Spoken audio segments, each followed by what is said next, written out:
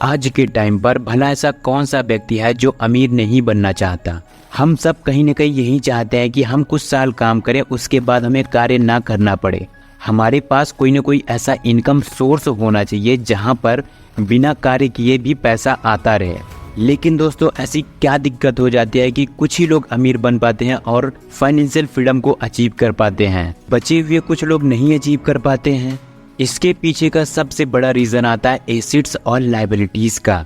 दोस्तों, जब एक पुअर माइंडसेट के पास पैसा आता है तो वह अपने लिए लायबिलिटीज़ को क्रिएट करता है जहां पर उसके पैसे पूरे खर्चे हो जाते हैं। एंड वहीं पर जब एक रिच माइंडसेट के पास पैसा आता है तो वह अपने पैसों को एसेट्स पर खर्चा करता है जहां पर उसे पैसों से पैसा बनते रहते हैं। एक गरीब माइंडसेट वाला इंसान अपनी पूरी लाइफ कार्य करता है और हमेशा अपने लायबिलिटीज़ पर खर्चा करता रहता है, जो कि उसे और ज़्यादा गरीब बनाते हुए चली जाती है। वहीं दूसरी तरफ रिच माइंडसेट वाला व्यक्ति अपने लिए एसेट्स बनाता है जहां पर उसे पैसों से पैसे मिलते रहते हैं। अब यहाँ पर बहुत सारे लोगों को नहीं समझ में आ रहा होगा कि एसेट्स और लायबिलिटीज़ क्या होते हैं। एसेट्स का मतलब ये होता है कि आप अपने पैसों को ऐसी जगह पर लगा दिए हो जहाँ पर आपके पैसों से पैसा आता रहता है, जिसे हम एसेट्स बोलते हैं। एंड लायबिलिटीज़ का मतलब होता है कि आपके पैसे और ज़्यादा खर्च हो जा रहे हैं। तो अभी के लिए हम इसका एक एग्जांपल ले लेते हैं। हम मान करके चलते हैं कि अभी आपकी एज 24 ईयर्स की है और आपने कॉलेज को कंप्लीट किया, साथ ही साथ उसके बाद आपकी जॉब लग गई है। अब आप अच्छे तरीके से जॉब कर रहे हो एंड वहाँ से आपको सैलरी भी अच्छी मिलती है। अब आप अपने ऑफिस आने और जाने के लिए पब्लिक ट्रांसपोर्ट का यूज़ करते हैं, लेकिन वहीं पर आपके जो कलीग्स हैं और फ्रेंड्स हैं वो कार से आते हैं। ये सब बार बार देख करके आप डिसाइड करते हैं, आप शोरूम के अंदर जाते हैं और 10 लाख रुपए की एक कार को 0% EMI पर उठा लेते हैं। अब उस कार को आप फाइनेंस करके ले आते हैं। अब इस प्रोसेस को बोला जाता है लायबिलिटीज़ की शुरुआत करना। बिकॉज इसके पीछे का रीज़न ये होता है कि आपने जब कार लिया तो आप अपने पर्सनल कार्य के लिए यूज़ करोगे। आप डेली ऑफिस जाओगे, ऑफिस आओगे, आप अपने रिलेटिव के यहाँ जाओगे या फिर कहीं पर घूमना हुआ, जाना हुआ तो वहाँ पर आप जाओगे। आप अपनी कार की EMI पे करने के लिए पूरी लाइफ वर्क करते रहेंगे। साथ ही साथ आपको EMI पे करना है तो हर मंथ आपकी सैलरी में से कुछ % EMI पे हो जाएगा।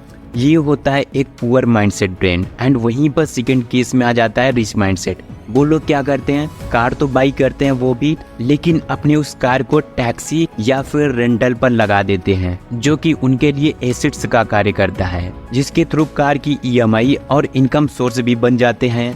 ये मेन डिफरेंट होता है एसेट्स में और लायबिलिटीज़ में। दोस्तों, आज की इस वीडियो में हम 7 एसेट्स के बारे में जानने वाले हैं जो आपको बहुत जल्द फाइनेंशियली फ्री और रिच बना देंगे। So now point number 1। दोस्तों, रियल इस्टेट को भले ही लोग आजकल ओल्ड फैशन समझने लगे हैं, लेकिन फोर्ब्स के अकॉर्डिंग रियल इस्टेट एक ऐसा सेक्टर है जो मैक्सिमम नंबर ऑफ मिलीनियर्स और बिलीनियर्स को बनाया है। आज के टाइम पर रियल इस्टेट की वैल्यू बहुत तेज़ी से बढ़ रही है, पुराने टाइम से बढ़ते हुए चली आ रही है और प्रॉपर्टी की वैल्यू कंटिन्यू बढ़ती रहती है। ये चीज़ हम अपने आसपास में भी देखते हैं। इस सेक्टर में रिस्क बहुत कम होता है। साथ ही साथ अगर आप इसे रेंट पर दे देते हैं तो आपको यहाँ से रेगुलर इनकम भी आती रहती है।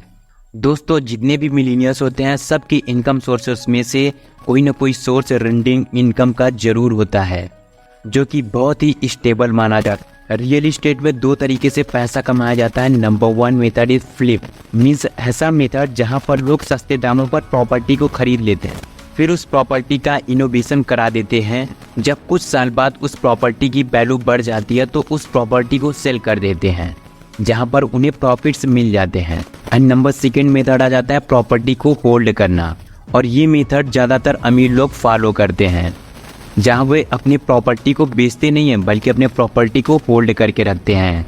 इसका इस्तेमाल बैंक से लोन उठाने के लिए करते हैं, क्योंकि रियल इस्टेट एक ऐसा सेक्टर है जहां पर बैंक सबसे जल्दी लोन अप्रूव कर देती है। आफ्टर प्रॉपर्टी कंप्लीट हो जाने के बाद रेंटिंग इनकम उठाते हैं ताकि लिए गए लोन पर वो आसानी से EMI पे कर सकें और उन्हें अपने जेब से भी पैसा नहीं देना पड़ता है। Now point number 2, businesses. दोस्तों, आप जॉब कर रहे हो, वेरी गुड, लेकिन जॉब करने के साथ ही साथ हमें अपने लिए एक साइड बिजनेस भी लेकर के चलना चाहिए। बिकॉज जॉब आज के टाइम पर स्टेबल नहीं है। खुदा न खास्ता अगर आपको कुछ हो जाता है तो आपके पास डबल सोर्स ऑफ इनकम होनी चाहिए, ताकि आप अपने लाइफ में आसानी तरीके से सरवाइव कर सको। जब तक आप काम कर रहे हो तभी तक आपको सैलरी मिलती रहती है, लेकिन पार्ट टाइम में आपके पास क्या कोई ऐसी स्किल्स है जिनका यूज़ करके आप अर्निंग कर सकते हो? अगर नहीं तो उस चीज़ को डेवलप करो और अपने लिए ज़्यादा से ज़्यादा इनकम सोर्सेज बना करके रखो। दोस्तों, ऐसा माना जाता है कि जो मिलीनियर्स होते हैं उनके पास मिनिमम 7 सोर्स ऑफ इनकम होते ही होते हैं, लेकिन आपको क्या करना है, अपने लिए 2 से 3 इनकम सोर्सेज को जरूर बिल्ड करके रखना चाहिए। Now point number 3, stocks. दोस्तों, जिस भी व्यक्ति को स्टॉक मार्केट की जानकारी है उनके लिए स्टॉक मार्केट सबसे बेस्ट ऑप्शन होता है। यहाँ पर कोई भी पर्सन अपनी नॉलेज का यूज करके बहुत अच्छी खासी वेल्थ बना सकता है। इनफैक्ट आज की डेट पर ऐसे बहुत सारे लोग हैं जो कि स्टॉक मार्केट से बहुत बड़ी वेल्थ जनरेट करते हैं। फेमस इन्वेस्टर पीटर लिंच कहते हैं कि हर इंसान के पास स्टॉक मार्केट में 2 से 3 ऐसी अपॉर्चुनिटी मिलती हैं जहां पर वो पैसा बना सकता है। फॉर एग्जाम्पल, जैसे कि एक पेंटर होता है तो उसे पता होता है कि इस साल कौन सा पेंट सबसे ज़्यादा चला है और आने वाले टाइम पर ऐसा कौन सा पेंट है जिसकी डिमांड रहेगी, जो मार्केट में चलेगा। एक जो सॉफ्टवेयर इंजीनियर होता है उसे पता रहता है कि टेक्नोलॉजीज़ के बारे में, कि कौन से टेक्नोलॉजीज़ कौन से सॉफ्टवेयर फ्यूचर में ज़्यादा चलेंगे। एंड वहीं पर एज वेल एज एग्जाम्पल ने तो जो एक ट्रक का ड्राइवर होता है उसे पता रहता है कि कौन सा टायर अभी के टाइम पर चल रहा है एंड फ्यूचर कौन सा टायर किया है, या फिर कौन सा टायर सबसे बेस्ट होता है जहाँ पर वो शेयर बाई कर सकता है। लेकिन दोस्तों, क्या होता है, इसका जस्ट अपोजिट होता है। नॉलेज कन्फ्लिक्ट होने की वजह से लोग स्टॉक मार्केट में सरवाइव नहीं कर पाते हैं एंड वहाँ से उनको रिटर्न नहीं मिलता तो वो कहते हैं स्टॉक मार्केट बुरा है। आपको जहाँ पर एक्सपर्टीज़ है वहाँ पर जा कर के इन्वेस्टमेंट करना चाहिए एंड वहीं से आपको अच्छा खासा रिटर्न मिल सकता है, क्योंकि आप जिस फील्ड में काम किए हो, जिस चीज़ का आपको एक्सपीरियंस है, प्रैक्टिकली आपसे ज़्यादा उस चीज़ को कोई नहीं जान सकता। एंड अगर आप एक बिगिनर्स हो, आपको इन सारी चीज़ों की भी जानकारी नहीं है, आज के डेट में मार्केट में है निफ्टी 50, जहां पर आपके पैसे इन्वेस्टमेंट हो जाते हैं इंडिया की टॉप 50 कंपनीज में, जो ऑलरेडी कंपनीज ग्रो कर रही हैं। वहां पर आपके पैसे इन्वेस्टमेंट हो जाते हैं और आपके पैसों कंटिन्यू ग्रो करते रहते हैं। निफ्टी 50 हमारे इंडिया की टॉप 50 कंपनीज होती हैं, जहां पर आप इन्वेस्टमेंट कर देते हो इंडेक्स फंड के अंदर, तो आपके पैसे 15% तक आसानी से रिटर्न मिल जाते हैं। इवन दोस्तों, जब स्टॉक मार्केट डाउन होने लगता है तो फंड के अंदर आते हैं और इन्वेस्टमेंट करते हैं, तो आपको भी इंडेक्स फंड के अंदर इन्वेस्टमेंट करना चाहिए। दोस्तों, वॉरेन बफेट कहते हैं कि मार्केट में तभी ज़्यादा पैसा लगाना चाहिए जब लोग इन्वेस्टमेंट करने से डर रहे हों, और रिच पर्सन हमेशा ऐसी चीज़ों की तलाश करते रहते हैं कि जब मार्केट क्रैश होता है तो पुअर माइंडसेट के लोग क्या करते हैं, घबरा करके जल्दी जल्दी से शेयर बेचने लगते हैं। एंड वहीं पर जो एक रिच माइंडसेट वाला इंसान होता है वो जा करके शेयर को बाई करने लगता है, हाई प्राइस वाले शेयर को बहुत ही कम दामों पर, जिसकी वजह से उसे आगे चल करके बहुत ज़्यादा प्रॉफिट जनरेट हो जाती है और एक गरीब इंसान और ज़्यादा गरीब हो जाता है, क्योंकि वो मार्केट के जस्ट अपोजिट जा रहा था। तो यहाँ से समझ में आता है कि जब सारे लोग डरे हों तो आपको शेयर बाई कर लेना चाहिए, और जब सारे लोग लालची बन करके पैसा लगा रहे हो तो आपको रुक जाना चाहिए। नाउ पॉइंट नंबर 5, दोस्तों, बहुत सारे लोग को लग रहा होगा कि कैश इतना ज़रूरी क्यों होता है। तो अगर आपके पास कैश होगा ऑन टाइम पर तो आप वहां से प्रॉफिट आसानी से जनरेट कर सकते हो। एप्पल की कंपनीज हमेशा अपने पास कैश रखती है, क्योंकि इनकी कोशिश यही रहती है कि जैसे भी मार्केट के अंदर कोई भी अपॉर्चुनिटी दिखे तुरंत उस चीज़ को बाई कर लें। एंड अगर आप किसी चीज़ पर तुरंत कैश देते हो तो आपको कुछ % डिस्काउंट में मिल जाता है, जिसकी वजह से कुछ कंपनीज होती है जो अपने लिए कैश की प्लानिंग करके रखते हैं। Now point number 6, intellectual property. दोस्तों, अभी तो हमने बात की रियल इस्टेट की प्रॉपर्टी, जो कि सबको पता है, लेकिन बहुत कम ही लोग होते हैं जो कि इंटेलेक्चुअल प्रॉपर्टी को समझते हैं।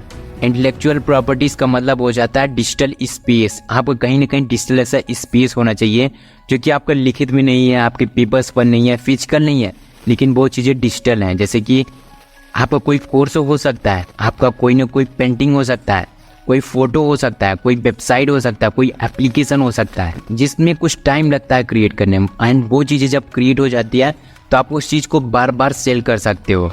जैसे एक प्रॉपर्टी होता है उसको एक बार सेल कर सकते हो, लेकिन जो इंटेलेक्चुअल प्रॉपर्टीज़ होता है आप उस चीज़ को बार बार सेल कर सकते हो। फॉर एग्जाम्पल, आपके पास कुछ फेमस पेंटिंग्स हैं, आपने 10 अच्छी पेंटिंग्स बना ली। अब आप उस पेंटिंग को क्या करते हो, जितने भी टी शर्ट की डिज़ाइनिंग या फिर लोगो डिज़ाइनिंग या फिर कहीं ऐसी डिज़ाइनिंग्स है जहाँ पर आप अपने पेंटिंग को देते हो, तो ऐसे में क्या कर सकते हो, आप उस प्रिंटिंग्स को, आप उस PDF को कई बार सेल कर सकते हैं। कई चीज़ों से बेहतर होता है क्योंकि यहाँ पर क्रिएटिंग की कॉस्ट 1 टाइम लगती है एंड उस चीज़ को आप बार बार सेल कर सकते हो, बार बार सेल करके एक अच्छा खासा प्रॉफिटेबल बिजनेस रेडी कर सकते हो। तो this is called intellectual properties. आपको भी यहाँ पर वर्क करना चाहिए। नाउ पॉइंट नंबर 7, आपका माइंडसेट। जी हाँ, अगर आप किसी चीज़ को पॉजिटिव तरीके से करते हो एंड एक पॉजिटिव डायरेक्शन में पॉजिटिव माइंडसेट के थ्रू करते हो तो वहाँ पर चांसेस ज़्यादा हो जाते हैं उस चीज़ को अचीव करने के।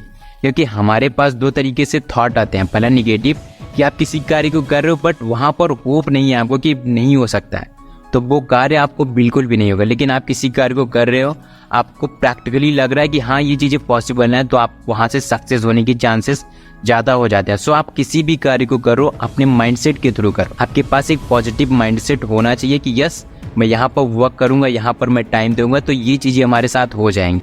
सो इन 7 पॉइंट्स के अंदर आपको कौन सा पॉइंट सबसे अच्छा लगा मुझे कमेंट बॉक्स में कमेंट करके ज़रूर बताना। आपको ये वीडियो अच्छी लगती है तो वीडियो को एक लाइक कर देना। अगर आप इस चैनल पर नए हैं तो प्लीज़ इस चैनल को सब्सक्राइब कर लो ताकि ऐसी इंपॉर्टेंट वीडियो आपको मिलती रहे।